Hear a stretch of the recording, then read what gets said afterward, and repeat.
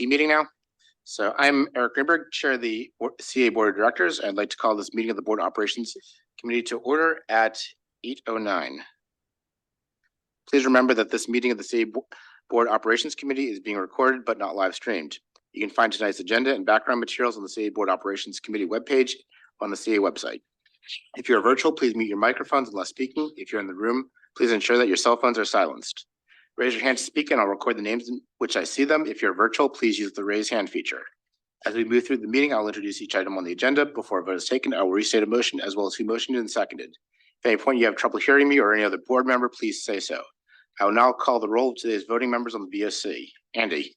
Here. Dennis. Here. Alan. Here. Bill. Here. And I am here. May I have a motion to approve the agenda? I move we approve the agenda. Do I have a second? Second. Are there any objections? Seeing no objections, the agenda is passed. Residents speak out. Residents who wish to send comments to the Board of Operations Committee are asked to send them to the website address listed in the agenda. We have no resident speakouts for this meeting. Next, we have the approval of the minutes, draft minutes of the August 28th, 2023 Board Operations Committee have been approved by consent. The first item on the agenda is the December 14th, 2023 meeting. There is an update that's been highlighted. So there's some changes from what was in the original packet. Mr. Chairman, could you give a brief explanation as to why the first two agendas we're looking at here were changed at the last minute? And so Dennis? one is that Terry Hill came in to see us and asked for time on an agenda in December. Okay, Delegate Hill. Delegate, excuse me, Delegate Hill. So that, and then that caused and once you make that change to bring that in, the thought was that we would make another change to add some more time. And so the thought to strike out the update on the policy process is really based on trying to find some time in the agenda and also that we're really not ready. So it didn't make sense. And that was it. That was an easy 10 minutes that we picked up. Thank you. So do we have any discussion on this December 14th meeting agenda? I move we approve the December 14th meeting agenda. We have a motion to approve the December 14th agenda as is. Do I have a second? Second. Dennis has seconded. Alan? I'm finding myself a bit at a disadvantage because I don't have the amended version, but I am also mindful of I think Joel Hurwitz made a good point that as we move into legislative season, we should probably have legislation on every agenda. And I want to make sure that's on this one. So I'll give you so you have the original agenda item, the original packet. It's here in my computer. What Yes. was added was under 5, right after Columbia update is 20 minutes for Delegate Hill to address the board with her HOCO Bill 424. And to compensate for that 24 minutes, the board discussion on updating the policy process was removed. So that's where the 20 minutes came from. And which oh, there it is. 8A. Okay. 8 under board discussion. So we found 20 minutes inside of a 10-minute item. Well, the other changes, the other changes were we moved the IRS 990 form and the approval of the independent auditors to the consent agenda. So that was the other 10 minutes. Got it. Thank you. Mr. Chairman, Yes. I'd like to amend this agenda and all agendas under consideration tonight. We have talked as a board in open session about possibly going to a new business, old business format. And seeing as this is the next board operations committee, since that discussion occurred, I would move that we move to a new business, old business format for our agendas. So how would that adjust this agenda? Well, I think for this agenda, we would put everything under new business and then anything that needs to be voted on after this agenda would occur as old business on the 11th. Although we do have board votes here. Okay, well, then we would have to vote on those things. It's, Right. And Yeah. technically they would be old business because we've already discussed them. if we have discussed them, that Yeah. would meet the requirement for Right. new versus old or existing business, however we would wish to phrase that term. I think it's an important way to do, we're gonna have to take a few minutes to discuss this. We're not gonna get out of here by 8:30, but So I think it's an important thing to discuss at this point. No, I think it's important. So we do, so within this meeting, it doesn't say old business or new business, but there's sort of that framework. You have the board votes, which is sort of goes along the lines of old business because you have had to have discussed it beforehand to get it to board votes. And then you have the board discussion, which is sort of akin to new business because it's something new that gets discussed that'll eventually turn to a vote later on. So we sort of have that framework, even though we don't specifically call it old business, new business. I think the deeper question you're going towards is whether the work sessions become meetings. But is that where you're going? I think Bill made a motion, and has it been seconded? There's been no second to Bill's motion. Then we shouldn't be discussing the motion. Well, I'll Um, second it the for amendment- discussion. Okay, so we got, I'll second it. The could you rephrase your amendment, Bill? My amendment was to change the format of this agenda and any subsequent agenda we discuss during this meeting to a new business, old business format. So to Alan? Yeah, I guess I'd like to ask, I don't know if Dennis, you're the right person to ask, but what kind of a lift is that for the staff at this point? I don't know until I see it really. I don't know that it is that much of a lift because it's pretty clear what is new and what is old. Right? I mean, that's not, although I think, Bill, you're saying we're to start from this point forward. Or so that as we move forward from here, we create that. So anything that's on here really is new and then going forward. That was my first thought. I'm open to discussion and amending from this point. The approval of the independent auditors wouldn't be new if we're gonna vote on it. It can't be brand new. Right. So I will respectfully disagree with you, Dennis, because just because we're changing format doesn't mean that something that we discussed last meeting isn't old business. So if we discussed it last meeting, even though we didn't have the new business, old business format, it could still be old business for this meeting. That's what I just said, I think. Andy? So it could be easy, could be difficult. The easy way is to simply take board votes and call it old business. With the voting in parentheses, just because people have been used to the fact that this is what we can vote on. And then just take board discussion and call that new business from now on. But keep the consent agenda, because that's good. And then keep the reports section, because that's a questions only type session. I don't disagree with anything.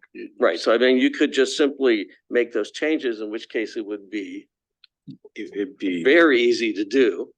Yeah, you're just And we relabeling would this. be moving toward the old business, new Yeah, business. you type just be format. relabeling Right. items We- 8 and what was crossed out 8. Right, yeah, just be, Alan?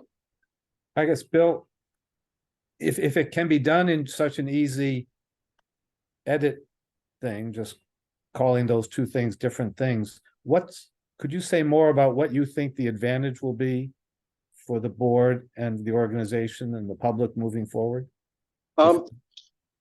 I could start, but I would actually like to defer to Sky because I think she was the originator of the new business, old business idea. I think that by going new business, old business, it gets us into the regular rotation of voting at every meeting. It'll also be a little bit more efficient for getting business conducted and done rather than voting only once a month. We'll be able to move things along. And I think it also provides some structure that sometimes we lack, especially during some of our work sessions, which can go on. What do we do with things that require 3 readings, so they're middle-aged business, not? I think that would be new, old. Yeah. I can answer that. Okay. Once it has been discussed, it moves from new business to old business. So old business would include some discussion issues that had previously been discussed, plus some issues that will be voted upon. Okay, thank you. That helps. And one thing I don't want to lose is the clear distinction of what's for discussion and what's for vote. I think we need to keep that regardless of what system we use. Right, I think that we need to clearly define the terms here. Old business would certainly be business that had already been discussed before the board. It may be subject to a vote or it may not. So we need to make sure that we're clear on that with the entire board and our public moving forward. Yeah, the issue I have with this format is you have something that requires 3 readings. So it starts off as new business, that's easy. Then it goes to old business but can't be voted on. And then it goes to old business and is up for a vote. And the issue I have is how do we make that distinction clear in the agenda? Right now it's clear because it's either in discussion or votes. The We issue, label the item as discussion or vote individually. Okay, Bill? there are a couple of ways that can be achieved. First would be the first time, and we have the 3 reading for specific items. yes, And the first would be item new policy introduction. And then it could appear as old business on the second meeting as under old business, new, policy item discussion. And then lastly, policy item votes in the third meeting. You could also, through the reporting function that we intend, as Andy said, we intend to keep, things could be brought up in the reports that would suffice as the first. Second would be discussion under new business. And then third would be the actual vote. So there are a couple of different avenues. It depends on how we wish to do it. We'd have to be smart about it and make sure everybody understands what we're doing. But this is not insurmountable. the other question I have is how does that affect the structure of our work sessions? So right now the work sessions have no voting. But you still have potentially new business, old business in the work sessions. So when in your amendment, Yeah. and this is a meeting that we'd be voting on. But when we get to the work sessions, would this apply to the work session also?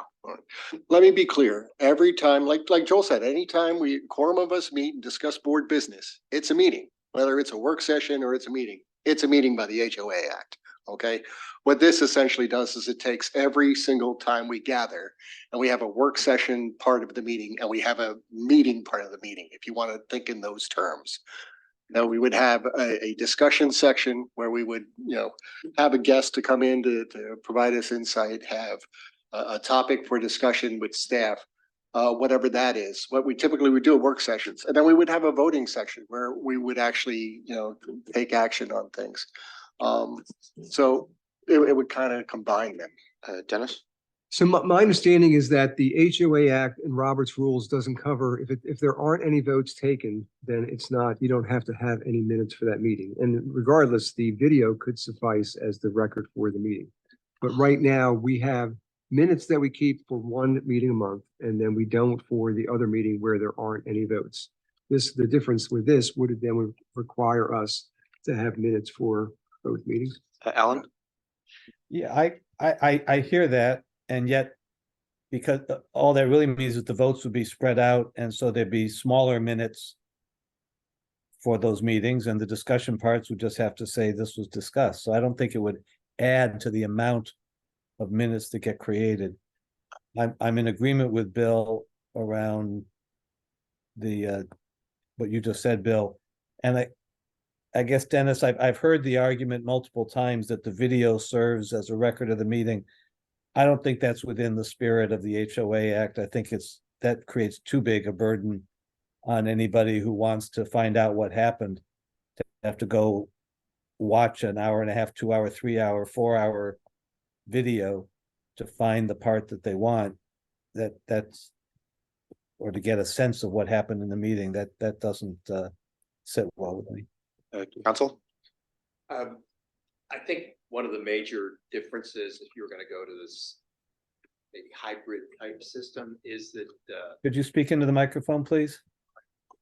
your work sessions, you have a rule that specifically says work sessions are not subject to Robert's Rules of Order.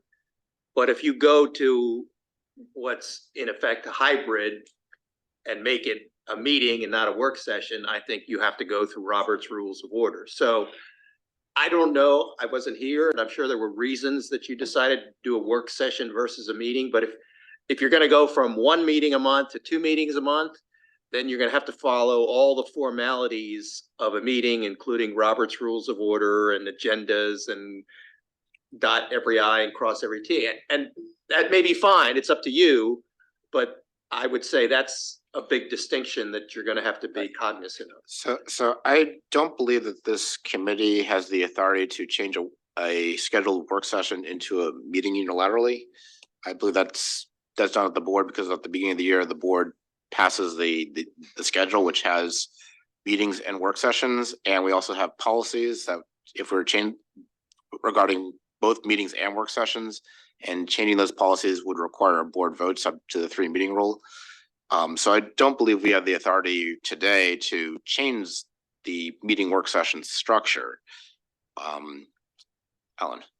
Well, it's a way to get started. We have basically a hybrid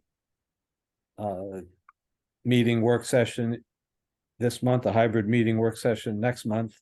And I guess, John, I get what you're saying about Robert's Rules of Order, but I haven't, in the years that we've had work sessions, I haven't noticed a significant variation in how we run the meeting around raising our hands and being called on and that sort of thing, that we seem to follow Robert's Rules of Order anyway. I mean, And I think you loosely do in the work sessions. You certainly, it seems to me as an observer, more formal in the meetings. But I agree that, there's a general order that even the work sessions are followed. But the big difference is that there are no votes. And I would also say, in my review of Robert's Rules of Order, the idea that minutes are so detailed doesn't appear in the rules. Right. I mean, that's so, the concept that you're getting something out of the work session of play-by-play of what is said is just contrary to Robert's Rules, because Robert's Rules basically say motion, vote, move on, not, so-and-so said this, so-and-so said this. That's not according to Robert's Rules of Order. So the idea that you're going to take a 4-hour work session and give a play-by-play, essentially your agenda for the work session lays out what would be in Robert's Rules if you were going to follow Robert's Rules, not a description of what every person says. That's according to the rules that you're. I don't think anybody has suggested it be a play-by-play what everybody said. No, I'm just saying that Things do happen in work sessions sometimes, and sometimes we even had a need to suspend the rules and take a vote, or when we do a straw vote on things, those kinds of things could be mentioned that would flesh out the agenda a little bit. I'm just telling you that the view of Robert's Rules, I think it's been suggested by at least one person that people don't know what's going on and they can follow with minutes versus watching the video. And I'm just telling you that according to the rules of minutes under Robert's Rules of Order, there's not a requirement. As a matter of fact, having a detailed minutes to the effect of deciding everything or describing everything in the meeting is contrary to what appears in Robert's Rules. So, And we've adopted that as part of our standard around minutes, so that would be consistent. Andy? Yeah, I was gonna say, I mean, right now, we just do minutes, okay, for 1 meeting a month. So it only involves staff time for 1 meeting a month. Okay, if we go to 2 meetings a month, that doubles the staff time. And to think that all the minutes are going to be simpler, every time you add, there's a certain amount of time that it takes, regardless of whether it's 1 vote or no votes. It's just that if you start requiring minutes, then that requires staff time, that requires a lot. And so I think we really need to think about that, because we haven't budgeted for that. We've only, we built the whole thing around just 1 meeting a month with minutes. And if we're going to change it, we're doubling. So this amendment as offered by Bill doesn't actually affect the minutes at all. It's just adding, it's just relabeling the sections old business and new business. And this particular agenda would have minutes anyway because it's a Right. meeting. Yes.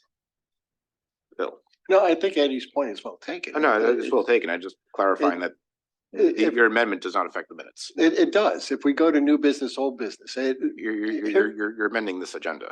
I agree, but, which to has the minutes. point, I think we all, I'm not a lawyer, but I've spent 20 years on boards and commissions and I've had to deal with minutes for 2 decades. Minutes typically, as John has said very well, it typically just show the votes that were taken during a meeting. That's typically what I've seen for minutes. If we have a work session and no votes were taken, there's not much that you put down for minutes for the work session. If we go to new business, old business, we would be doing it every single meeting, and I think that's an important consideration. But I think that, given the additional structure we would have to our meetings, the benefits here, I don't think we're looking at, new swimming pool kind of adding to the budget. And I know it's additional work, but I think it might be better for the organization if we did do that. I'll just say that. I'm not disagreeing with you at all, Bill. I think going to a formal meeting structure throughout, I think is a good idea. The old business, new business, I think provides a good template for that. My concern is we're not meeting as a full board right now. We're meeting as just the board operations committee. And what's being proposed outside of the relabeling a couple sections here, which we can do, is really something that needs to be discussed at the board level, and it Okay. basically affects our policies. So we would need to have changes to our work session policies. I mean, they would effectively go away. Our board meeting policies, and we'd also need to, if we're to do this fiscal year, we'd need to formally change the schedule of meetings so that all work sessions become meetings. We can do that, but I don't think we can do that tonight in this form. Call the question. Do you want Can to, I speak even though I'm not voting? you can speak, but can I get Karen wants- Karen first and then you? Okay, Karen? I'm really confused as to why, Bill, why you don't make it an agenda item for one of our upcoming meetings. Karen, you stole my thunder. I was gonna call the question. I knew this was gonna fail and I was gonna ask to put it on the agenda. Well, I sat here listening to everybody debate and I thought somebody would come to that conclusion earlier, so I wasn't speaking up. 4 minutes ago, but I wanted to let everybody see their piece here. So you and I are on the same page here, so stay tuned. I mean, this could be something that's up for board discussion and then we implement it for the new board.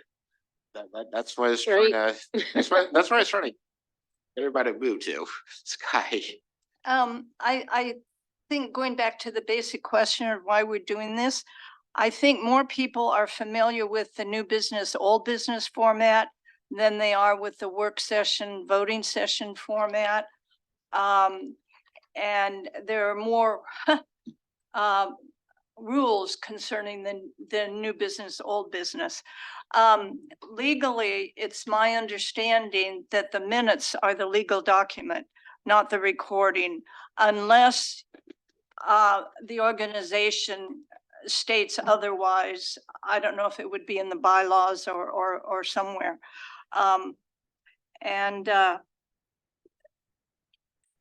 Yeah, so I guess that's all I want to say. I So, thought it was so fine. given that you plan on bringing this up as an agenda item, would you consider withdrawing the amendment? We could do it that way, sure. We'll withdraw the Oh. amendment. Okay, the amendment is, And John was correct. Robert's Rules of Order says that the meeting minutes should reflect the motions, the amendments, the vote, and that can be short and sweet. Anything additional is basically up to the organization. There are some times when for a period of months, you will want detailed meeting minutes if something's highly controversial. I think our meeting minutes tend to be a transcript as opposed to just meeting minutes. Thank you. so given that the amendment is withdrawn, I will call the question on the main motion to approve the December 14th minutes. Andy, Yes. You mean Dennis, the agenda? the agenda, The agenda. the agenda. I meant the agenda. Alan, Yes. Bill, Yes, and I vote yes. The agenda is passed. Next, we have the January 11th agenda. There are two additions to the January 11th agenda on here, the cash reserve policy, that's under 4C as a work session topic, and a review of the capital improvement plan, the CIP. Do I have a motion to approve the January 11th agenda? I move we approved it. Andy moves. Do you have a second? Second. And Bill seconds it. Any discussion on the agenda, Andy? Yeah, I'm not sure why we'd discuss the cash reserve policy because that comes up in April anyway. And I would just suggest we remove the cash reserve policy and just let it occur in its natural place in April when we discuss it. So, Alan? I would agree with that, and I would also move to, and sorry, I just saw the amended things, I don't have all the numbers. I'd move to add a review of pending legislation to this under discussion. So this is a work session. Do we usually have pending legislation? Under work session? As I said before, when we started the meeting, I think given that we are in legislative time. Okay. It behooves us to stay on top of things because things can move fast, and we often hamstring ourselves by not having it on an agenda, then we don't talk about it, then we have to vote on it later, and then it gets past us. And So I got think we on top of it. I got a proposed amendment from Alan to add legislation, a discussion on legislation between 4 I and thought 5. Alan's amendment was to replace cash reserve policy with the legislation. I wasn't exactly saying that. I was agreeing that with you that cash reserves can go off because we already have a cash reserve policy. I'm not sure why we need to discuss it now. But if that's what we want to do it, I just wanted to. So Yeah. what I'd like to do this is approach this as two separate amendments. We have so Alan, you're proposing an amendment to add a discussion on legislation between 4 and 5. Do I have a second on that amendment? Second. Okay, a second by Bill. And then if you want to add an amendment to strike 4C and 4D, we can entertain that amendment after we discuss this amendment, if that's okay. We're So gonna discuss the cash amendment first. I was going to discuss this amendment first, then go back to the cash one. Okay, that's fine. So we got an amendment to discuss to add a discussion on legislation between 4 and 5. Moved by Alan, second by Bill. Any discussion on the amendment? Wait a minute. Are we actually discussing, because we may not have anything to discuss, but are we just doing this? What we usually do is see if there's a report and then decide if there's anything to discuss.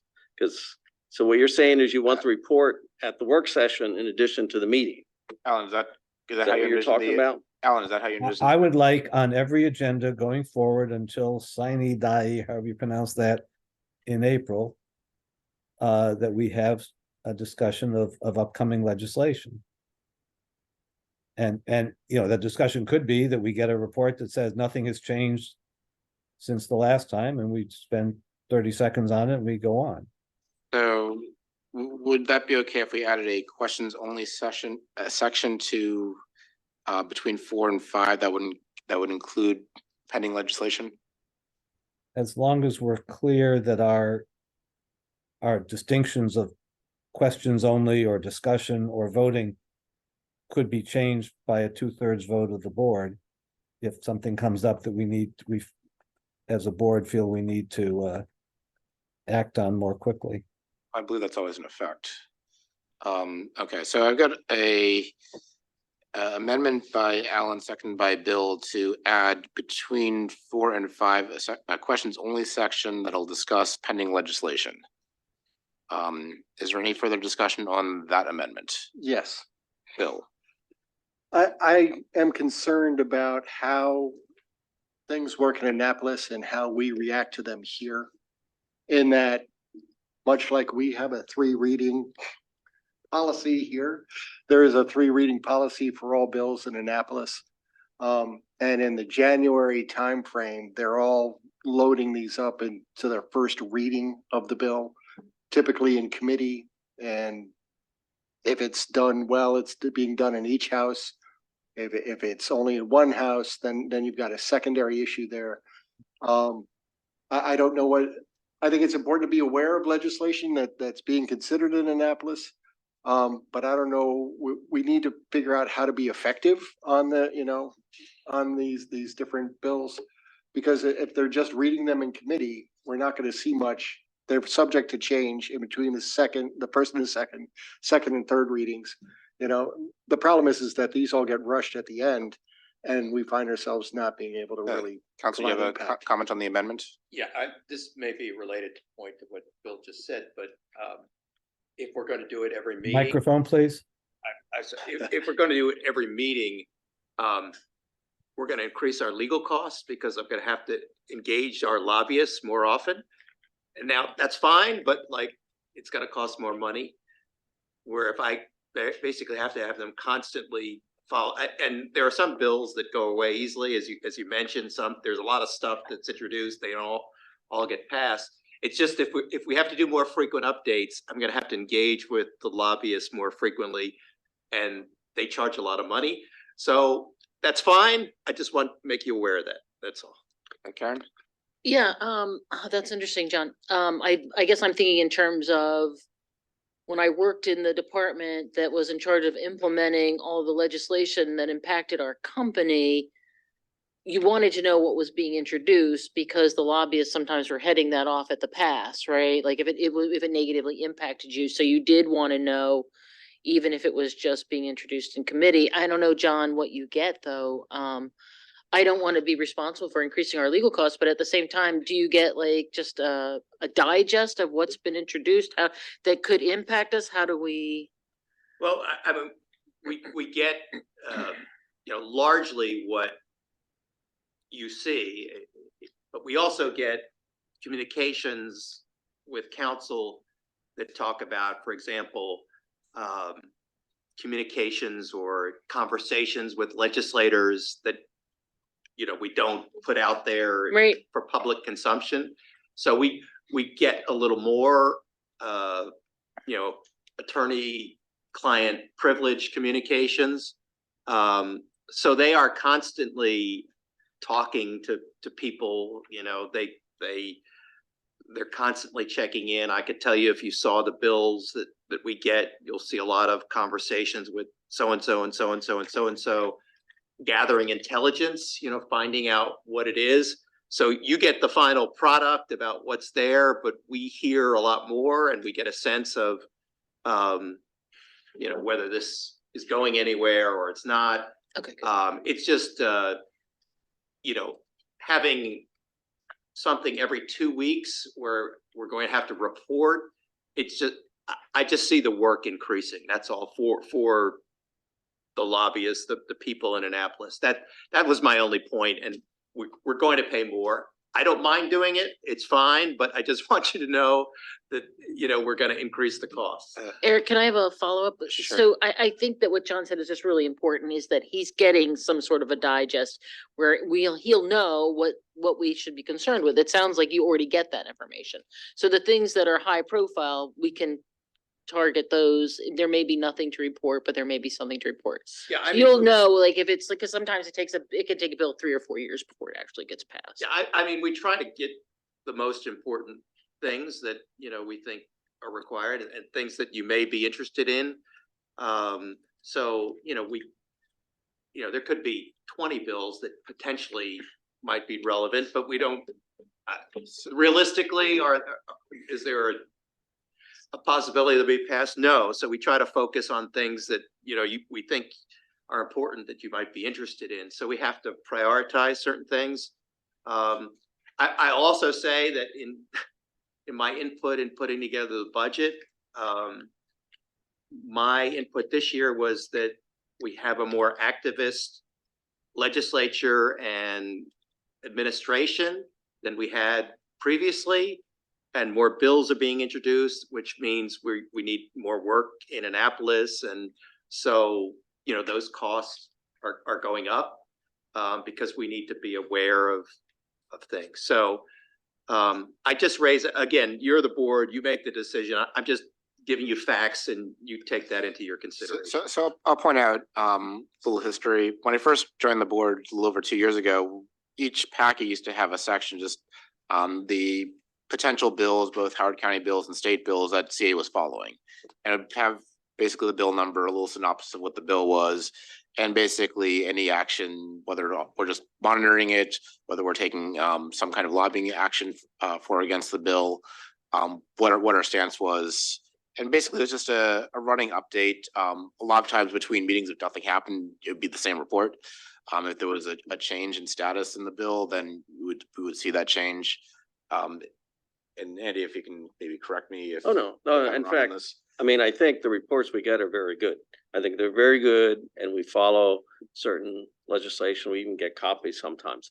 So I've got a couple of problems though. First, this is the January 11th. I don't think the legislation is even going to be in session. And certainly we won't have anything really, I think, to put forth the week before when we have to post the information. So I don't think it's inappropriate for a topic like for the January work session. The second thing is, you know, the way Annapolis works, and John kind of alluded to it. So it starts off, I'll say slow in the sense that whole bunches of bills get introduced and most of them go nowhere. Okay, so it's not even there's not even any reason to pay a whole lot of attention or a whole lot of money to those. But what happens is, as you get toward the middle of the session, then suddenly the crucial legislation starts coming in very quickly. And there is no way that even we are going to be able to meet that schedule for some of the very crucial bills that are coming out of the committee, because the key thing is what is coming out of the committee. That's the bill you want to focus on. I mean, that's what they're going to be voting on, not what the person introduced, because sometimes it gets changed. Alan? So I don't think we should put it on the January work session. I know we already have it on the January, February, and March meetings. And I think that's good for all of us right now. Alan? Yeah, I disagree completely, Andy. I think I don't disagree with your historical perspective, but all that means to me is if there's nothing to report, then it doesn't take any time and we're done. And but having the placeholder gives us the opportunity to act if we need to. I would also say that there's pre-filed things, there's delegation things. So there are things to talk about, and there's maybe reasons that we might want to be influential in a committee and not wait till something comes out of committee, because by then it's already got some momentum. So I think there's reasons to go in that direction. I would also say that while we may have a more advocacy oriented legislature, in our strategic plan, we have a plank around advocacy for CA. And I think not being on top of these things lets ourselves down, lets the community down when we're not paying as close attention as we can. But I absolutely agree with the point about Eric, your point about the table that we've had in the past. It seems to me that's the result of the kind of communication our general counsel has with ongoing with the lobbyists, and that's going to get updated anyway. So it just becomes part of the packet. And I don't see it. I mean, it might add a de minimis sort of bit to cost with the lobbyists, but I don't think it's going to add a whole lot. Karen, do you have something quick before? Yeah, this will be my last comment. So I'll just reiterate what Alan said. People are filing bills right now. They're already starting to file. They file them all through December, right up to the start of the session. They try to get a running start. So while the session doesn't start until January 10th, I looked it up. It goes January 10th through April 8th. People are filing bills now. So I think having a report on the January 11th meeting, I think it makes total sense. So I'll call the question on the amendment. I will phrase the amendment as best I can. The amendment is to add and to make it easy, add it for all the agendas. Add a section for all the agendas, or ensure that every agenda includes a section as part of questions only, legislative topics, and as part of the packet, we include sort of that question, the legislative database that we had in the past. So Assuming no one disagrees with the formation of that amendment, I'll call the question. Andy, how do you vote on the No. amendment? Dennis? Alan? Yes, Bill? Yes, I vote yes, the amendment passes. Next. Andy, I move we, remove the cash reserve policy item from the work session, so we can discuss it in in April. second, okay, we got a motion to strike 4C. Are you also including 4D in that? Oh, we haven't talked about 4D yet. That's totally different. The cash reserve policy is something the board already approved, and it comes up in April. I was going to ask you what the capital improvement plan overview was, but that's why I'm gonna take it separate. Okay, so we got a motion by Andy, amendment by Andy to strike 4C, second by Bill, discussion. okay, I thought Alan seconded, but I Oh, have a sorry. question. That's, was this cash reserve policy put on the agenda as a result of our discussion on the budget? Is that where this came from? So the cash reserve policy, Andy provided to us last meeting. It never actually came up during the meeting, but it was provided to the board as a potential discussion point. One of the things I'll point out as part of the budget process, the budget does include allocations of cash reserves in Right. accordance with the policy. So I think it makes sense to look at if we're going to look at the policy, I think it makes sense to look at the policy in the timeline of doing the budget versus after the fact. So if the policy changed for whatever reason, then the current next budget could change to reflect updates to the policy versus after the fact. Okay, if we passed the budget, now we're looking at the cash reserve policy, we made changes to it, and now the policy and the budget are now out of sync. So as part of our current board discussions at the board level, no one said, I would like to have a greater discussion on the cash reserve policy before we pass that part of the budget. I would like to see it, and it's come up. Okay. Any further discussion on striking 4C? Ellen? just a question, Eric, is your notion of having it on there simply to make sure that the board has the information about it, or as a prelude to potentially making changes in the cash reserve policy? Both. Mainly, I think it's important that when we're in the budget process that we have in mind what the cash reserve policy is and knowing how that policy impacts the budget. And if there are any changes to it, then it's important that the budget and the policy are both in sync. So my concern is that we have the budget, we pass the budget, and then that part of that policy includes sort of a matrix of what the cash reserve policies, the target numbers, which can change based on the past fiscal year and predicted future fiscal years. But it's important that I believe it's important that what we have in that policy, including the reserve matrix and the budget are consistent, and basically moving the discussion of the policy up to within the budget process will, I believe, ensure that consistency. Bill? Just for clarification, that's already in the budget package that we have, and Lynn mentioned it at our last meeting, didn't she? The allocation for the reserves is in the budget. Yeah. Yes. Okay, thanks. But if that matrix gets changed, then they're out of sync. If that matrix gets changed in April, then the budget and the matrix are out of sync. So the reserve policy. Right, no, that is not true. That is not true. That's not true. No, because the reserve the reserve policy goes for the next time. I mean, we will have already known how much we're going to put in this year's budget and reserve. When we get to April, it's going to be, all right, how close are we to our target? Okay, and do we need in the 2026 budget to set aside any money? Like last April, we voted and we approved to put the $3 million in the cash reserve. So it's like, okay, the board already voted on that. And part of the reason it's done at the end of the year is to look at how close the budget is to what we estimated, and if there is an additional money that the board would like to put in, let's say we have a banner year. So maybe we can add a little bit more money to the cash reserve so that then fiscal year 26, we don't have to add as much because we'll have, met the target already. But that's why it's done at the end of the year, is so that you look at how the end of the year is.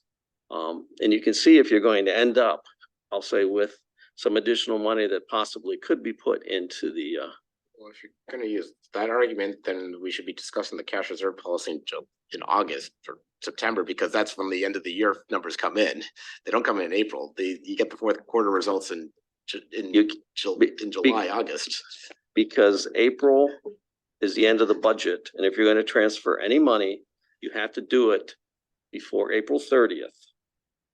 Okay, because you cannot go back into the next budget to add money. You can't do that.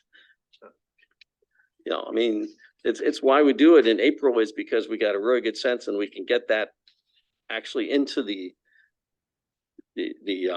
financials before April 30th, because that's the key date. Once April 30th comes, then you're in the next fiscal year, and I can't go back and borrow money from the previous fiscal year to put in. It has to be done by April 30th. Right, there's no time slipping in that. Right, there's no, yeah. Alan? Yeah, I'm mindful that I'm assuming that any board member who's relatively new or even older board member who would like more of a discussion can always ask a question and get staff or whoever to bring us up to speed on the policy. My understanding of the reserve policy was that it's a long-term thing, and although it might be subject to some adjustments at the end of the year based on a significantly better or worse year, that I was persuaded, I was not in favor of it in the beginning, but I was persuaded that it's a policy we should set and then sort of leave our hands off of it, so that the reserve builds up to the level that we agreed we need to get it to. And so I guess I'm not really in favor of positioning it where we might say, oh, we wanted, and I'm just making this up, oh, we want an additional 200,000 to do this. Let's take it out of the reserve, because that's fat cash sitting there. Recall the question. I'll call the question on striking 3C. Andy? Yes. Dennis? Yes. Alan? Yes. Bill? Yes, I vote no, the motion passes. Bill? I would like to add the agenda, the discussion of changing the agenda schedule to new business, old business, starting in February 2024. So this is not pertinent to the January 11th motion. It's an agenda item I'd like to add. Oh, you want to add add Yes. that to the agenda? Yes, for a Sorry, board discussion. Sorry, I because thought you we were have trying to- determined that sorry. I thought you were trying to change the February agenda. this committee cannot swing this hammer, so we shall do it in January. Yeah. Sorry about that. I misinterpreted. So can I get, okay, we got a amendment by Bill, a second by Dennis to add a discussion on changing, could you rephrase it? Could you rephrase it, The please? board agendas to new business, old business format. Okay, to add a discussion on the new business Question for clarification. format. When you say that, Bill, are you also including, and if you are, I'd like it to be part of the motion, that we go to that we drop work sessions and have every time we get together be a meeting? So I think to clean this up, let's make it a discussion on meetings and work sessions. And that would encompass both new business, old business, how we want to formulate it. It would also encompass making work sessions board meetings, but basically have the discussion surrounded around meetings and work sessions, how we structure that. I'd like to go even cleaner and say, I think that's an entirely valid point, Alan. And I think that's the first question that should come up under discussion on the 11th, so that we can have that discussion in front of the public and everybody, so everybody knows what we're talking about. We don't necessarily have to explicitly say it in the motion, but I think it's the first thing we should put in as part of the discussion. So we got a motion by Bill, second by Dennis to add under 4C, half an hour should be sufficient. Yes. Half an hour to discuss the structure of meetings / work sessions, including new business, old business. But that would be part of the discussion. And starting in February 2024. That would be something for the board to discuss. Fair. Actually, you really couldn't do it until March. Yeah, so that'd be something for the board to discuss at the meeting. We're just Sorry, adding the you agenda just- item. So I'm happy that we've got it on the, we're just adding the agenda I'm gonna item. call a question so we can move along. I will call the question. Andy? Sure, yes. Dennis? Alan? Yes. Bill? Yes, I vote yes, the motion passes. I'd like to Alright. offer an amendment to strike 4D. And I think 4D, because it's part of the capital improvement, well, So what was this? I mean, this was a new addition and I didn't Yeah. know what. so I'll second the Yes. striking of it. Yeah, the logic here was that the capital improvement plan, basically, I'm not sure if you can give a quick description of it, but that's basically a plan of what are the foreseeable expenses, what For 10 years. for the next 10 years, like, do we need a new roof on the tennis center, et cetera, et cetera? What are the big expenses coming up? The thought was that kind of analysis might influence the cash reserves. Knowing that, okay, if I've got a humongous expense, or if we've got a humongous expense 5 years down the road, would that impact how much money we would want to put in the cash reserves? And do you want to have some kind of linkage between the CIP and the cash reserve policy? Wait a minute, Andy? I have a problem because the cash reserves are emergency cash reserves. They're for something like a pandemic that it wasn't, right, it wasn't it wasn't to be used for, oh, we're gonna have a big chunk of Okay. need for building. I mean, this is what worries me is we're getting away from the sense that the emergency cash reserve is for a crisis situation. The fact we know that a roof needs to be replaced or a building needs to be replaced in 5 years is not a crisis situation. I mean, because we know it and we just have to plan for it. So how are we planning for that? Because we do have a capital improvements plan, Yeah, which I thought staff said they were updating in 2024. Yeah, that's under 4D. Bill? Alan has a question first. Alan? Thanks, Bill. I don't have a question, I have a statement. For me, the linkage is not between the reserves and the capital improvement plan. I was actually thinking about the capital improvement plan in terms of the strategic plan. That it would help me to be more knowledgeable about the capital improvement plan. To know about impacts that various strategic priorities might have. On that and how that would affect various strategic priorities. Doesn't make any sense to me to come up with a plan that says we want to go this way, but there's a capital improvement plan that says, no, let's look at the numbers. That can't happen. Yeah, the other linkage that's, I think, important is the linkage between the CIP and the capital budget. So when we discuss the capital budget, having a linkage between the CIP and the capital budget, I think would be another point where we could insert this discussion. Agreed. Well, anyway, I think spending, 10 minutes on it would be a worthwhile introduction to it. Yeah, the question is where.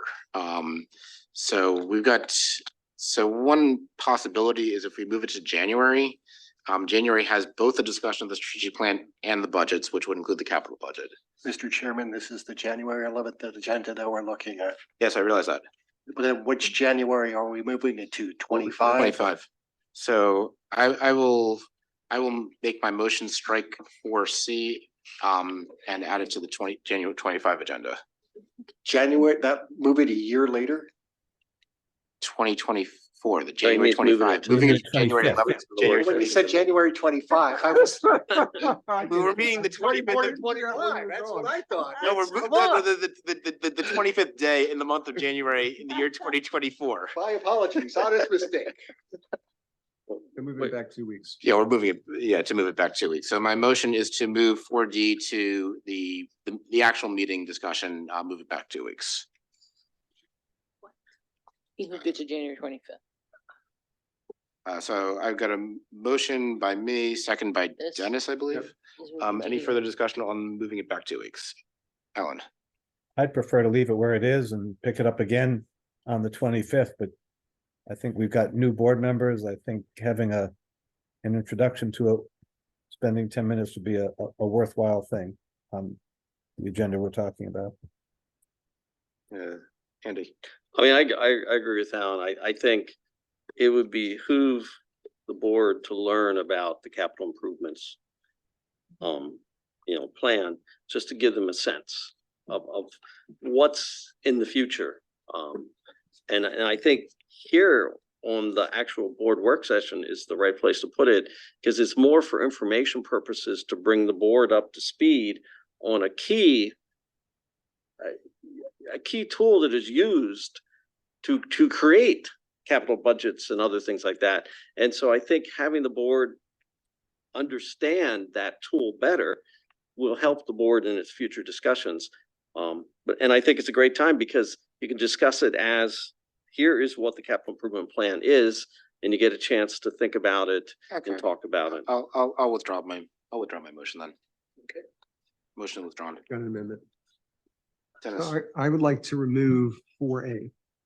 There really isn't any progress, Okay, and the little progress there is could be done with a short memo. okay. And I'd like to, in its place, put a short update on the strategic plan, to make that part of this meeting. We already have it. And Where? 4B. On whose Oh, you're right, strategic excuse me, plan? never mind. Sorry. So it's, I'm saying February 25. What? Now you're confusing me. I'm kidding. All right, Good.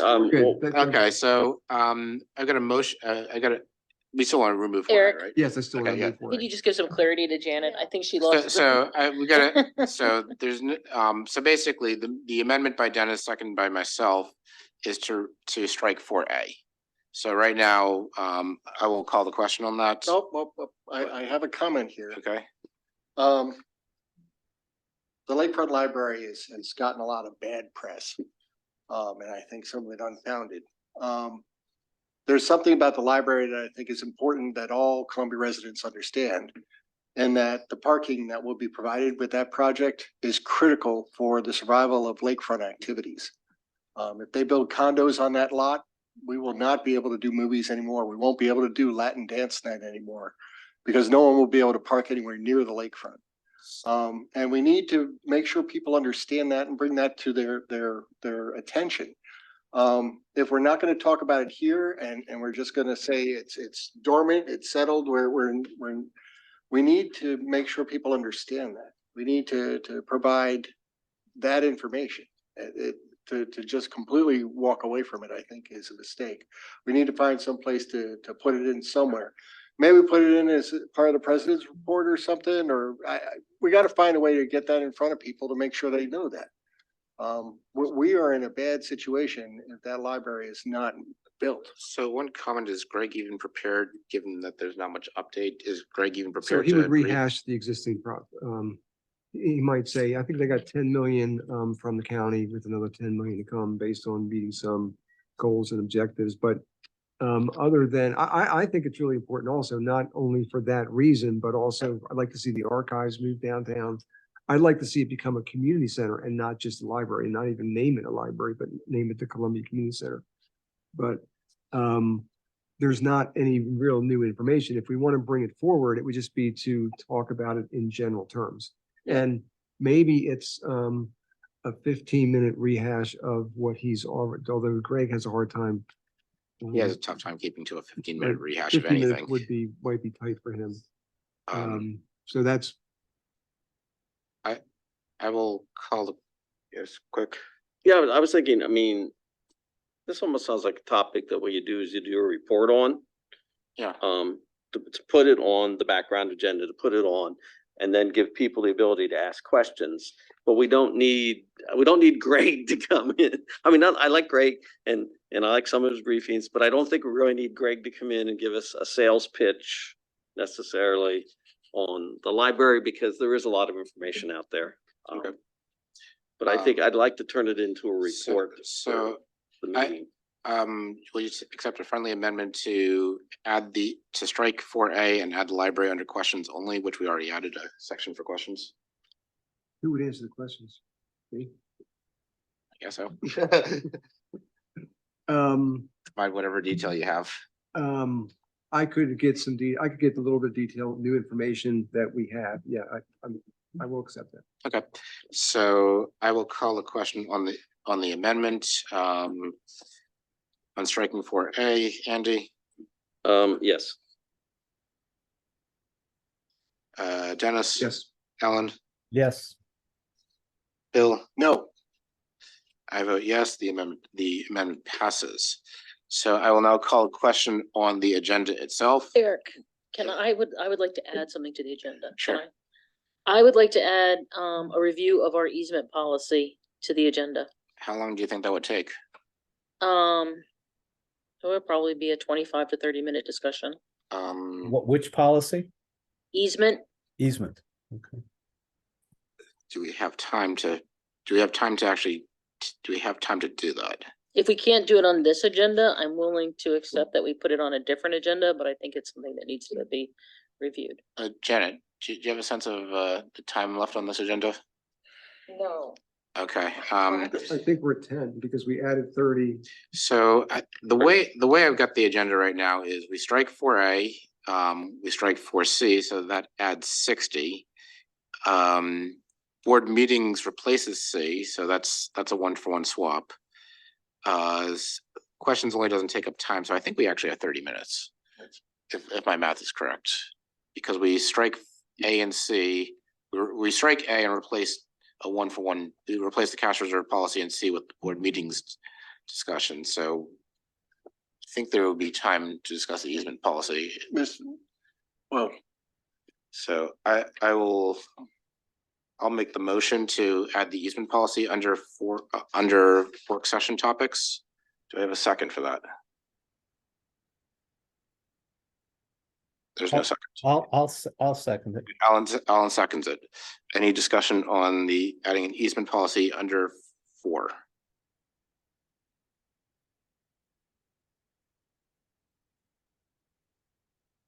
Cool.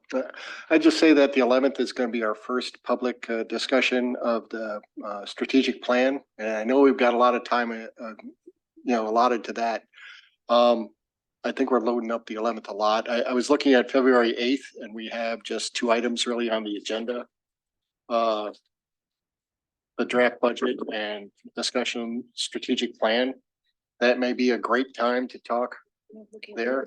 There seems to be a bit more breathing room on February 8th. Not saying no, just saying maybe the 8th might be a little bit more accommodating. And in addition to that, I am not sure if the easement policy is just one policy. It's a single policy. I was hoping that we could look at all the related policies. Yeah, the 8th has 45 minutes on the 8th. I'd be fine with that. Okay, well, let's bring it up when we get to So there. how about we bring that up for the? Well, then I'll put my other ask out there too, is I think you guys all know that I would like to bring in an independent auditor to look at the process that was followed for engaging WSSI from start to finish. And I would like the board to have a discussion about that. So I'm not sure where that would fit on the agenda or how long that, I think those two topics are related, so I would keep them together. okay. So I will withdraw my motion then, my amendment on this, and I'd like to call a question. Andy? I would actually like to up the time on the strategic plan from 60 to 90 minutes. Second, any? The 11th? Yeah, on the On the 11th. 11th, any objections to that? I just think we need the time to make sure. Seeing no objections, just make that adjustment. My only question is, does the timer allow for a 90-minute time? It does. It does. So I will call the question on the January 11th agenda. The January 11th agenda, as amended, has under 4A is struck. 4B remains from 60 to 90 minutes, so that would be relabeled. 4C is replaced with the discussion on board meetings and work sessions for 30 minutes. 4D remains. In addition, there'll be before 5, a section on questions that will include potential legislation and the library. So those are the adjustments. That should take us to a 9:45 ending time, because I believe all the times got swapped out 1 for 1. So I will call the motion on the motion on the January 11th agenda. Andy, Yes. Dennis, Yes. Alan, Yes. Bill, Yes. I vote yes. That agenda passes. Okay. Next agenda is 24th, 25th. I think I move we approve the January 25th agenda. Second. so. I got a motion by Andy to approve the January 25th agenda. Any discussion on the agenda?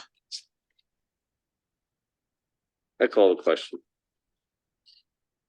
As far as I can tell on this, there's a placeholder in it. I'm not Yeah, sure we should be approving a, So I would like to make a friendly amendment to remove. Well, is there any need to have the placeholder? That's a good question. So under. So there, I suggest we just remove it. so wait a second.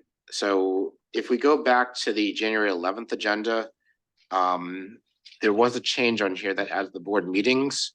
If we're actually gonna follow through on this, that should be on this agenda. Isn't that a policy that takes 3 meetings? That would take 3, so that would have to go under board discussion.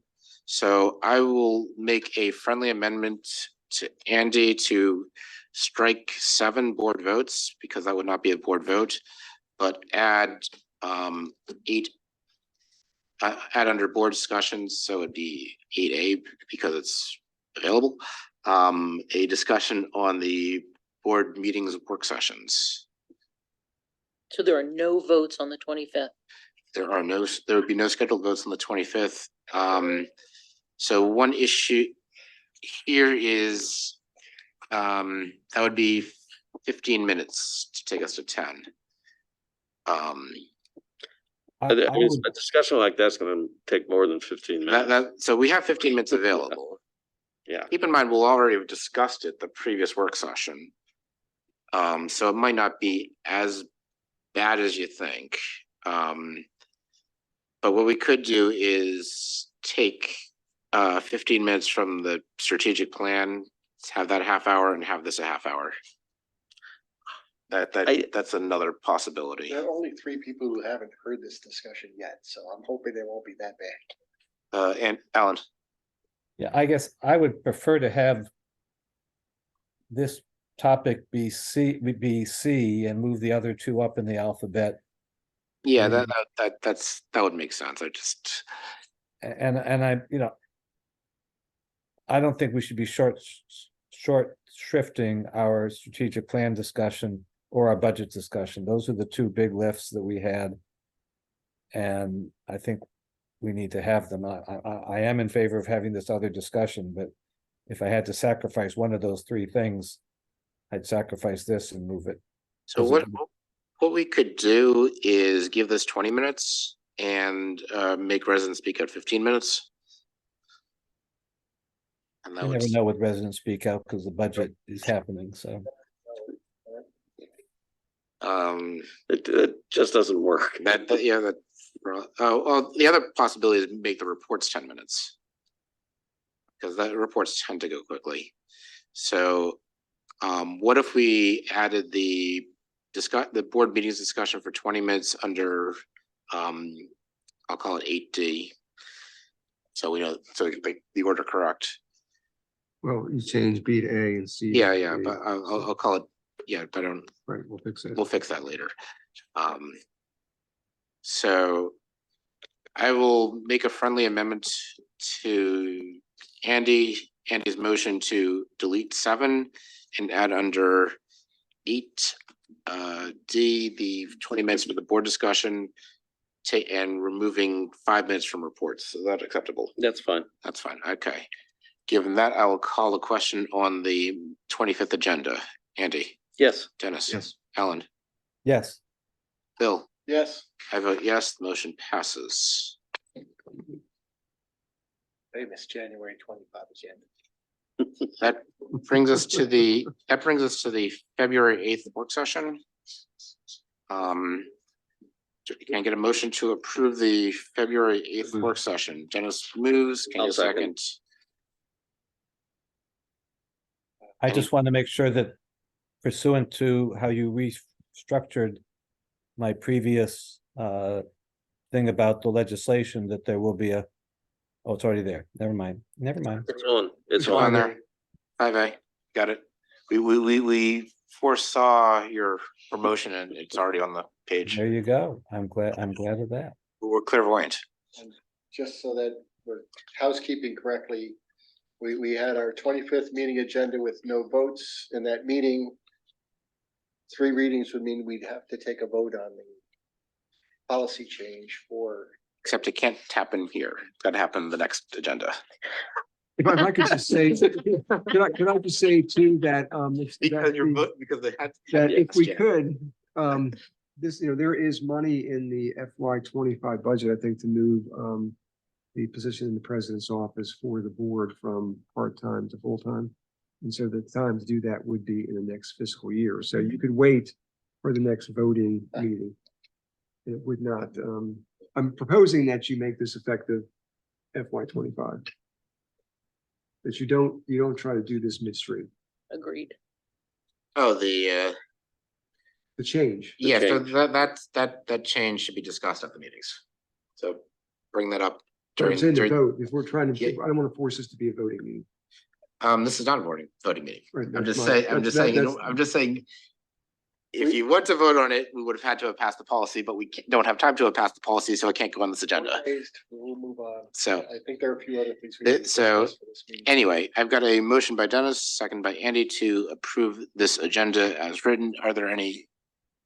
Council, Just, you may wish to correct the agenda.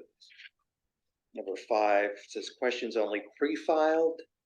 Not sure anything would be pre-filed at that point statement, so you might remove the name that's fine. pre-filed. I'll accept that as a edit. It doesn't require a vote. Karen, So can I raise my Sure. request to Yes. add, I need somebody to make a motion, or can I make a motion even though I'm not voting? I'll make. Okay, thanks for my easement policy and independent auditor. So the chair moves to add under 4C, the easement policy and a independent auditor to audit what? I want them to audit what happened with WSSI. I'd like them to come in, take a look at from the moment we engaged with, why did we engage with WSSI? How did, the contract, the amendments, all the things that went into the entire thing that got us to the point where WSSI Okay, finally so withdrew. stop. And the reason why I'm cutting you off is we're getting very close to closed meeting territory. So the second part of your motion should not be in an open meeting at all, I believe, because it discusses contracts. So my motion is to add a discussion on the easement policy only, What, 30 minutes? 30 minutes. Can I take a chance and ask a question here? Is that I don't see that requesting an independent auditor actually Cause needs to happen in a closed meeting. We're It- basically saying we just want someone to come in and take a look at our Because it- processes and our procedures and see what happened. So the way you phrased it, looking at a existing contract, you can't just hire an independent auditor, just come in. You have to have them look at something. And the something they'd be looking at would most probably be a closed meeting. You're talking contracts. So I think it's important that anything that goes into contracts is something that is discussed at a closed meeting. And the thing is also, if it's in an open meeting, there's the the amount we could discuss as a board is very narrow, and there's also a huge danger that we would go off the rails and start talking about things that should not be discussed in an open meeting. And you can correct me if I'm wrong, but such a topic, considering it is dealing with contracts and existing contracts, is able to be discussed at a closed meeting. Yeah, I think it depends on the scope, and certainly that matter is subject to it's still ongoing. ongoing It's an negotiations. it's an that are ongoing not matter. consummated as of yet, and so I don't want to discuss that in public now. Yeah. We will soon when I think, but at this point, I don't think we can say what's occurred. That's I think that's not a topic right now that we can do an open meeting, Alan. I guess I hear the concern. For me, it's more about the pending litigation part of it. Because I think, and I don't have it in front of me, but I think it's about potential contracts, not necessarily existing contracts. And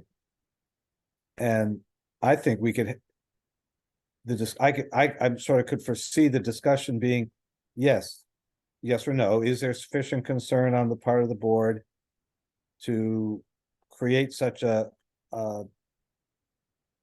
audit, and then details to be worked out with staff in closed session, or ask the general counsel to work it out.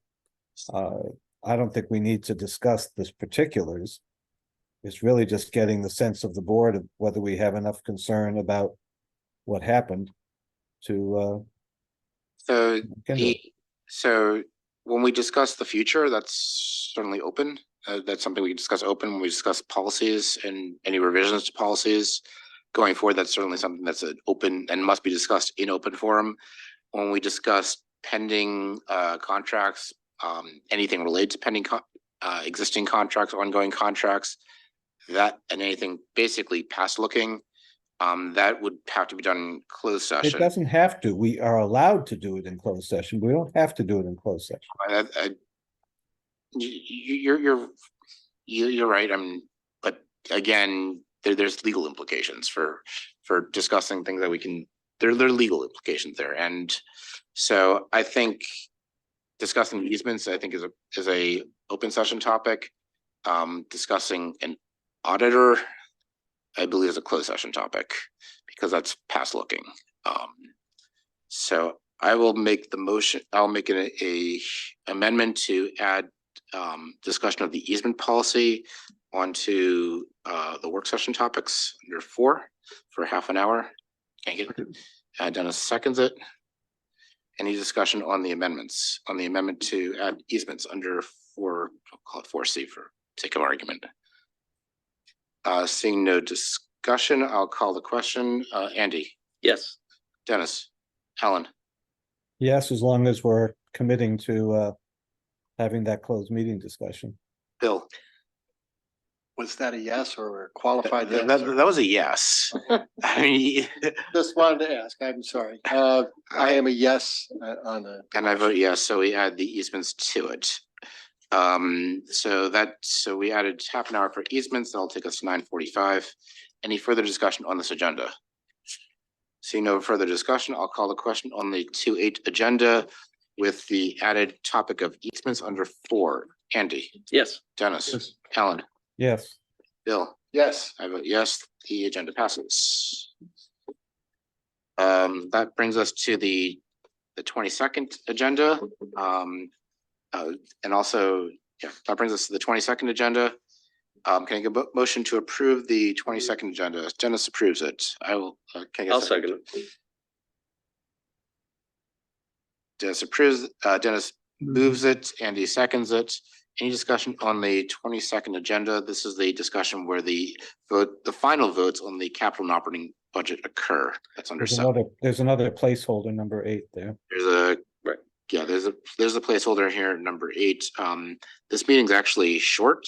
It has at 8:30 time, but I believe there's 2 additions that need to be made to this. Yeah, but what I'd like to do is discuss the time for the voting on the capital budget and the operating budget.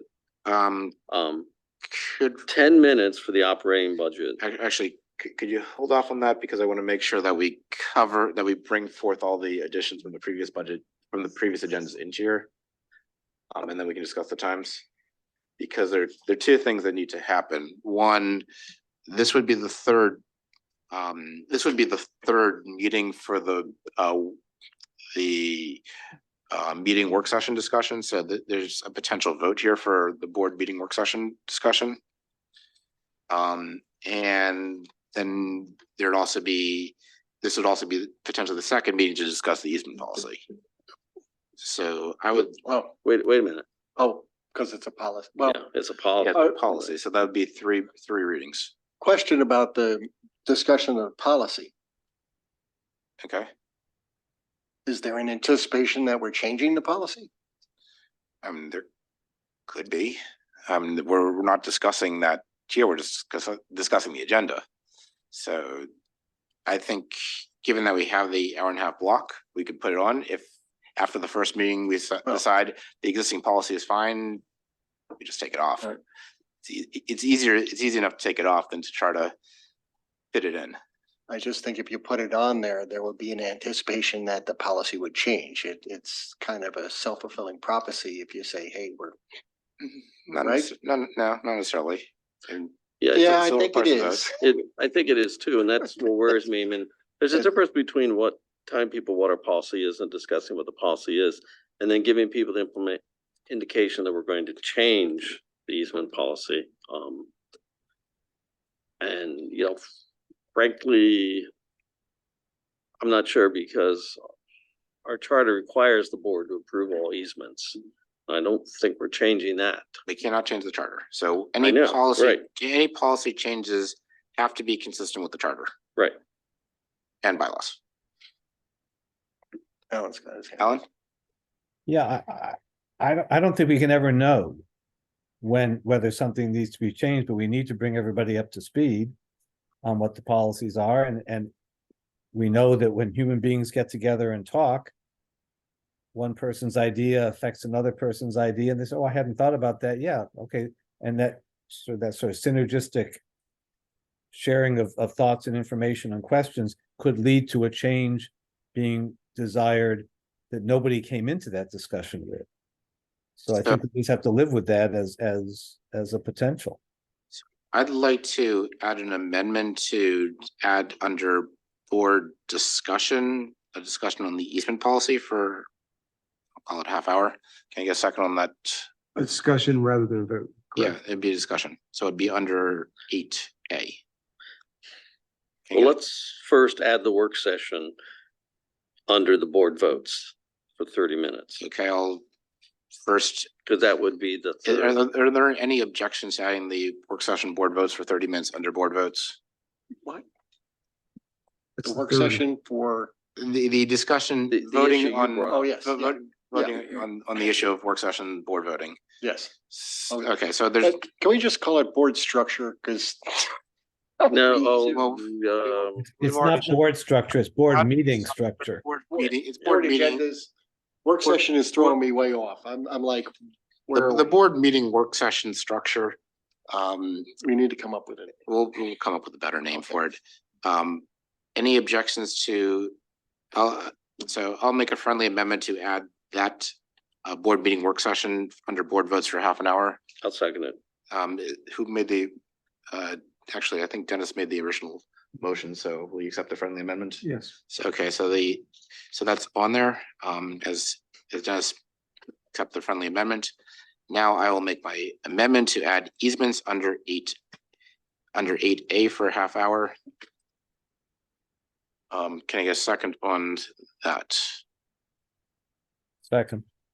Alan seconds it. Any discussion on adding easements? Bill?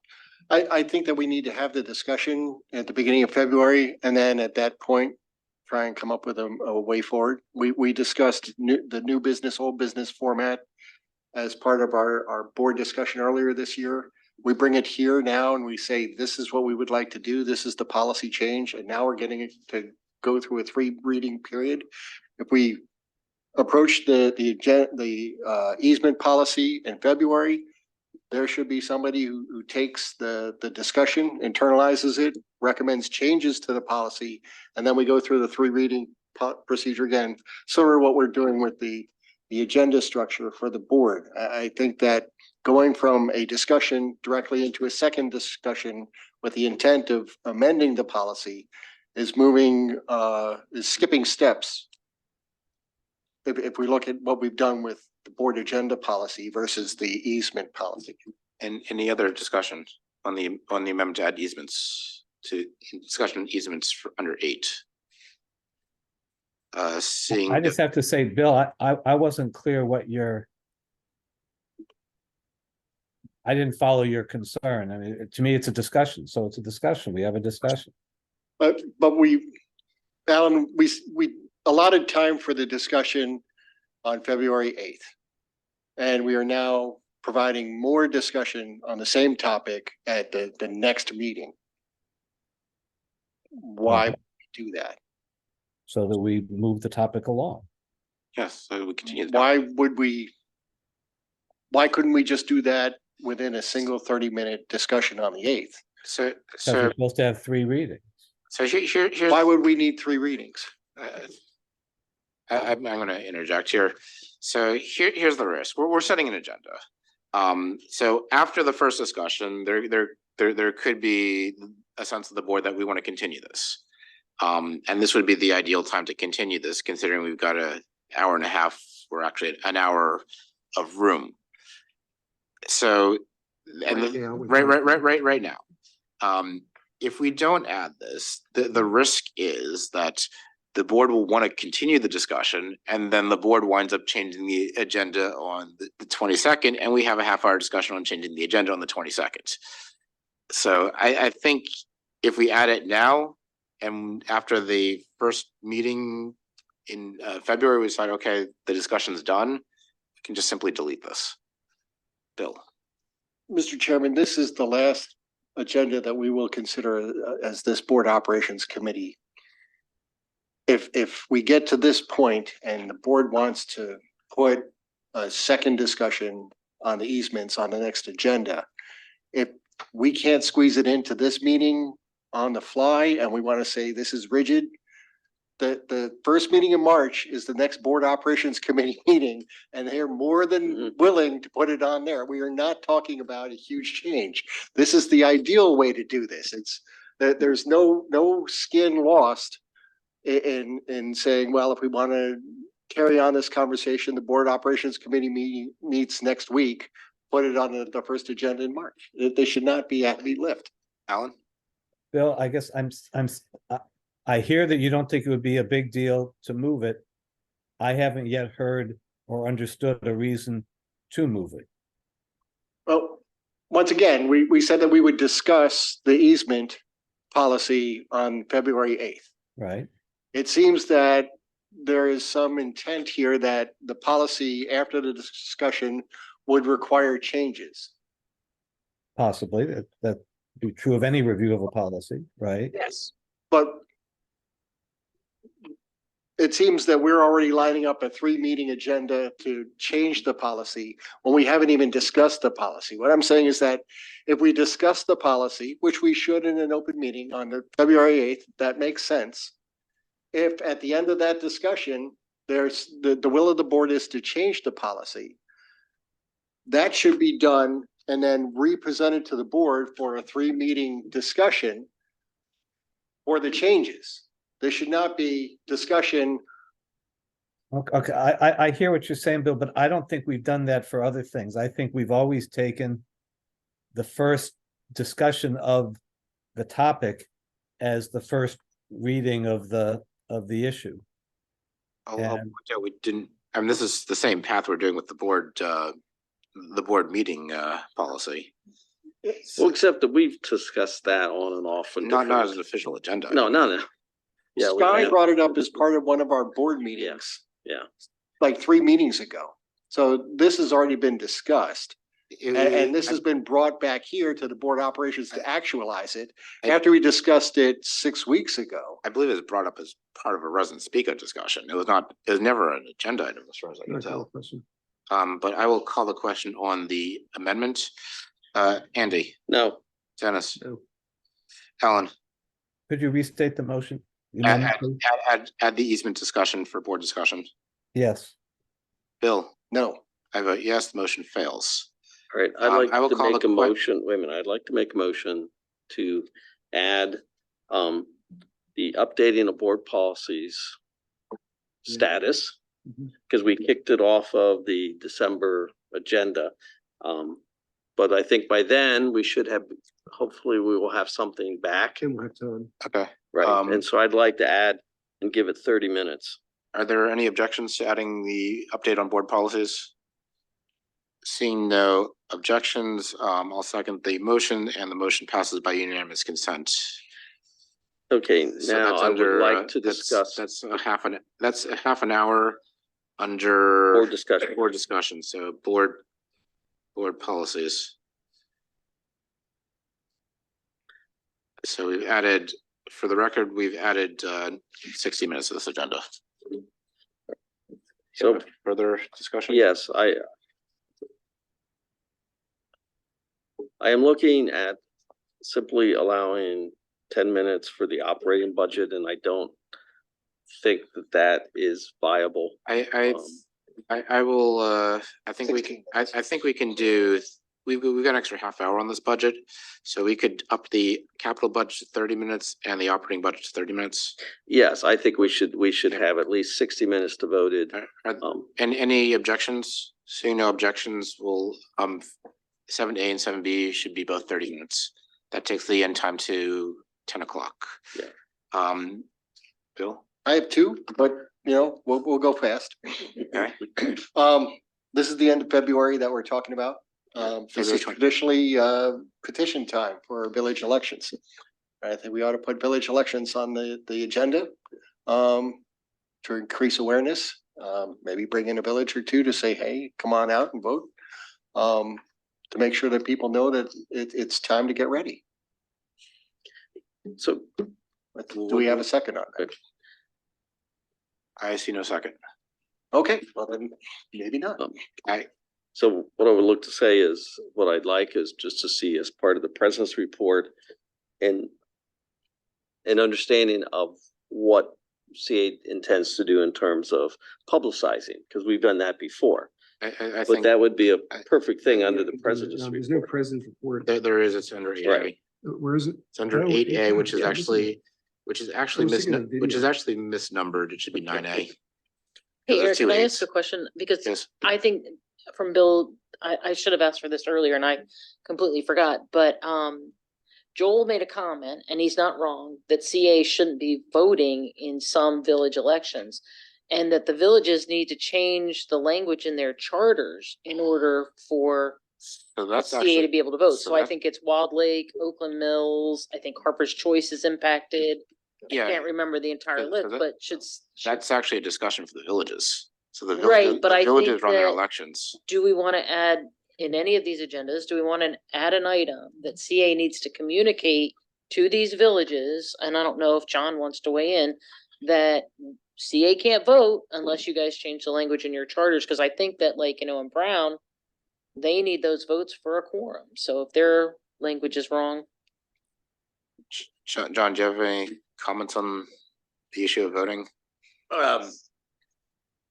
Well, Joel Horowitz raised that issue in a email this week to CA, which was referred to me, and I looked at it, and I mean, I think I can make commentary at some point. I've not finished my review, but I do agree with what the chair said, that it is a village issue. Yeah. And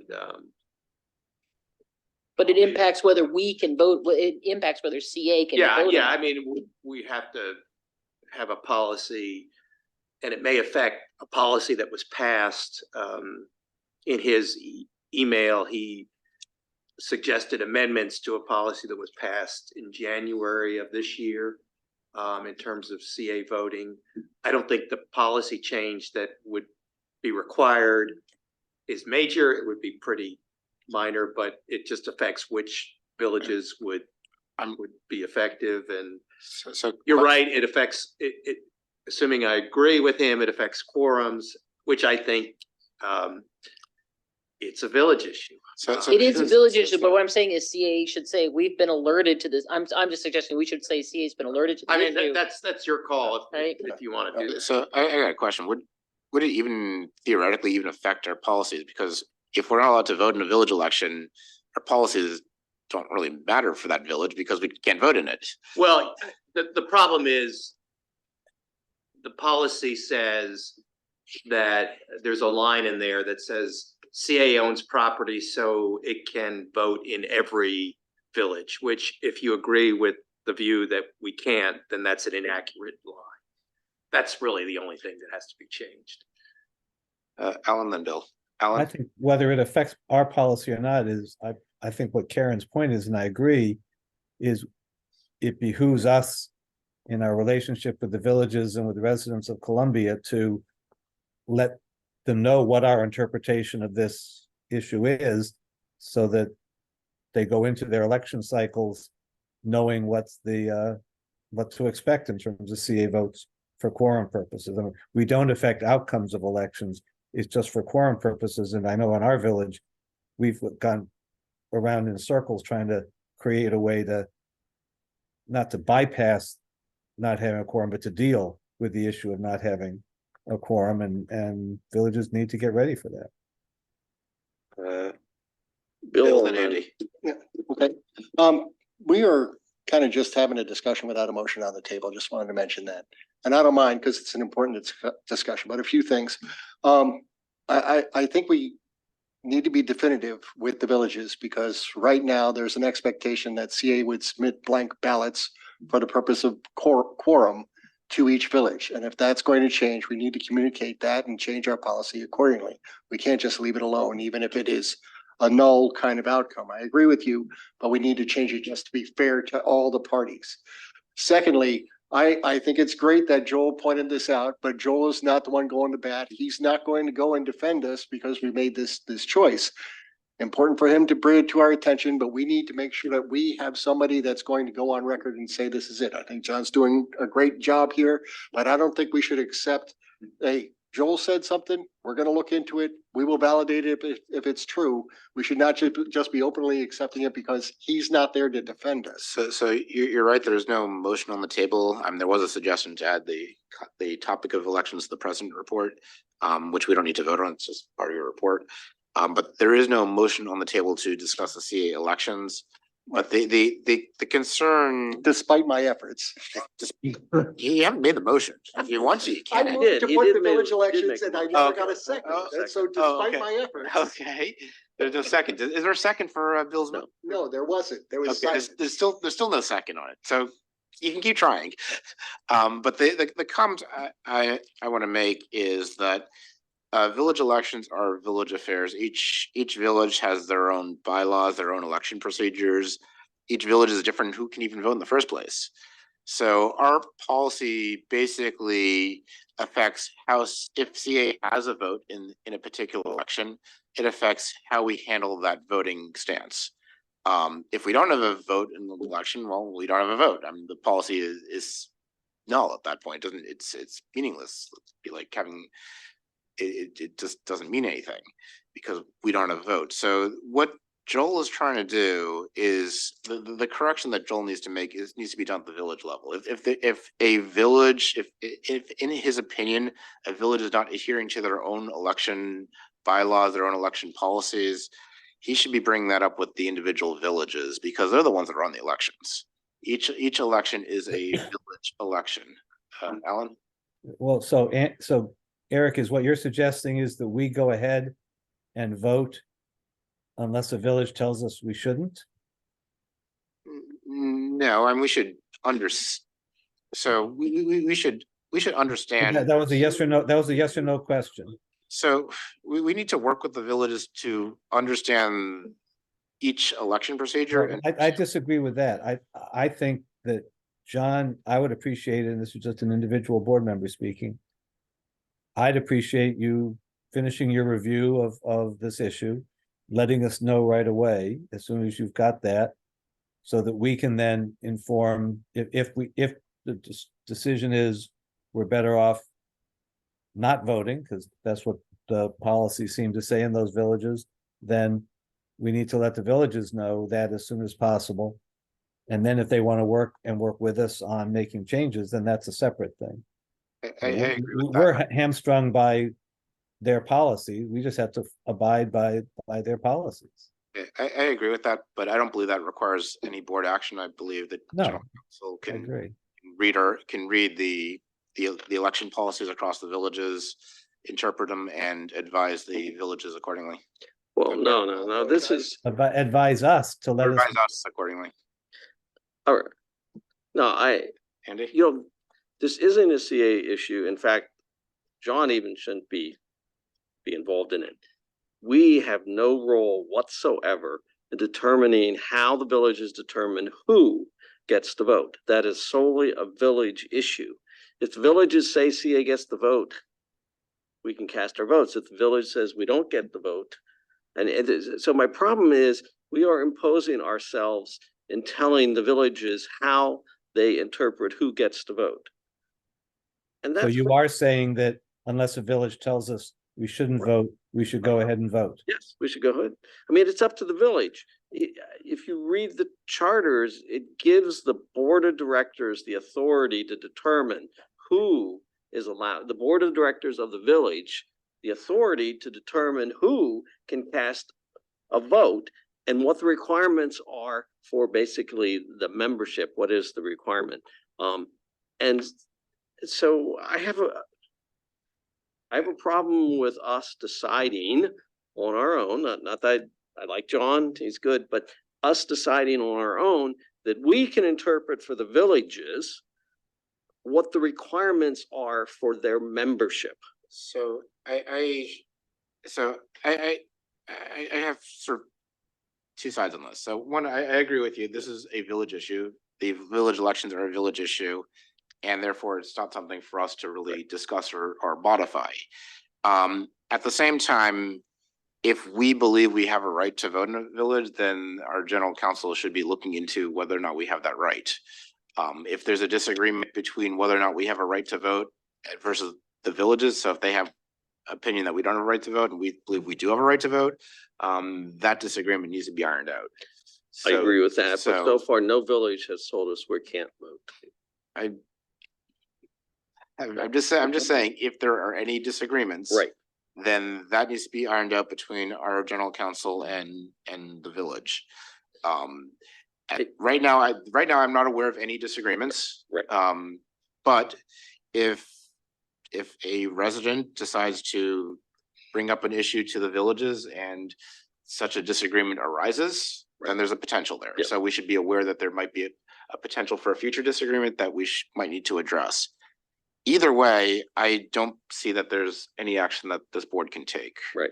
So I don't believe that this should be on the agenda, but it's something that our general counsel should be aware of. Yeah, I mean, I That, don't is that fair? perceive my role is to give legal advice to the villages. They're separate corporate entities, and if they want to retain counsel, they certainly can do it, and they've done it in some instances. So I don't perceive my role being to give them legal advice. I agree that the role is to give CA advice, and as it affects CA, and I giving you a hypothetical in terms of your policy, and I think that's within the bounds. But I'm not sure it's my role, if someone raises a question of what a village document says, that I have to give a legal opinion to them. That's not what I was hired to do, and that's not in my job to, except we do in a limited role when covenant violations come up, we do that, and that's defined. But in terms of this, I don't see where I should be giving legal advice to the villages. Right, but I think it is important for you to give legal advice to CA on whether or not we have the right, based on their documents, whether or not we actually have the right to vote in those villages, because that's something that we should be aware of, is our voting rights across the 10 villages. as an organization. That Well, reasonable? if you want me to look at the documents, I mean, I'm happy to do Yeah. that. Alan? The other potential piece would be if any potential liability we would have if we did vote in a village election and then it was determined that we were not allowed to, could we be in any jeopardy for that? Yeah, I think that's something for the general counsel to figure out. I don't think we just discuss that here. No, but I'm saying that would be a reason for I- John to look at those things and give us some advice around there.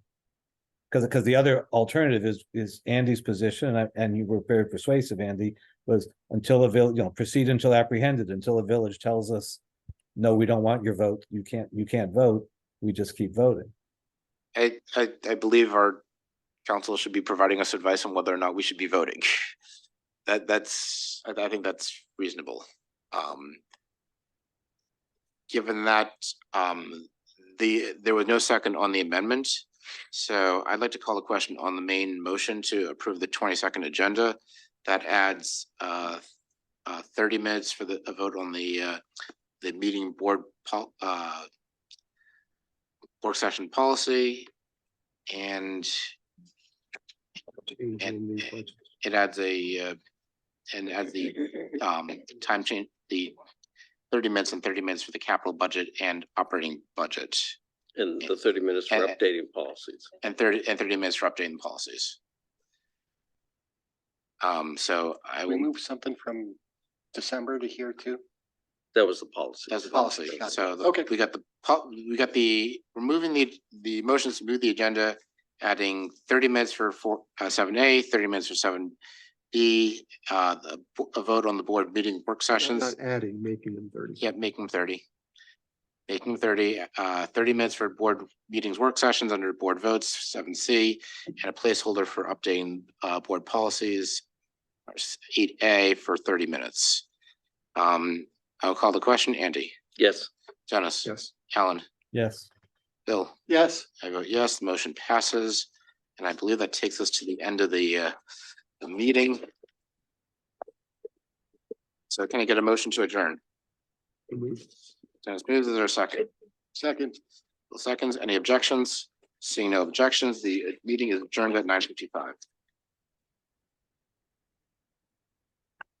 I really thought the village elections was gonna be a short discussion, really did. There are no short discussions. It could have been. It could have. Every discussion theoretically could be. I think, Bill, the problem is we're going to interpret it in the wrong way. Anytime, especially if we discuss it, I think they're going to interpret it. in the wrong way. Here are the problems in discussing. Yeah. It's also infringing on, Yeah, it is. Like, oh, You guys, what's the code for the Up ladies' with room? elections, that's where I was. I was Thank like, you, thank hooray, you. let's get out there and vote, everybody. oh, yeah. No, I actually liked what CA did last year in pushing for reminding folks, even at the facilities. Yeah, not bad. The participation last year, they're gonna have to. I also had, I wanted to add a topic on how CA invests in villages. But I just didn't have the heart to ask it. Oh, okay. 9:55. Yeah, I can understand. So, we'll have to have that discussion But it's the not other day there. all under the court's purview. That's, I get advice otherwise.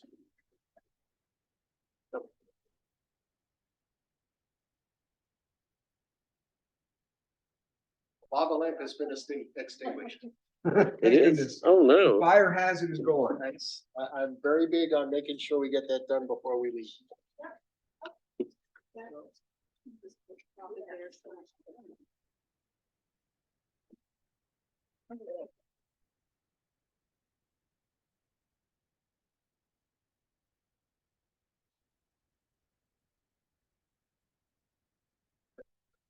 Let me know. Can I grab your, thank you. Thanks, Do Donna. you wanna look at those two? Well, I'm thinking about it. only thing is, I mean, the only thing is the policy. That if. The policy update. Yeah, well, that's, yeah. Good meeting. Right. That would be- That'd be- Right. Versus us trying to micromanage. Well, and. But it was the right thing. Actually, because you have to have three. Well, yeah, I mean, you'd have to do it,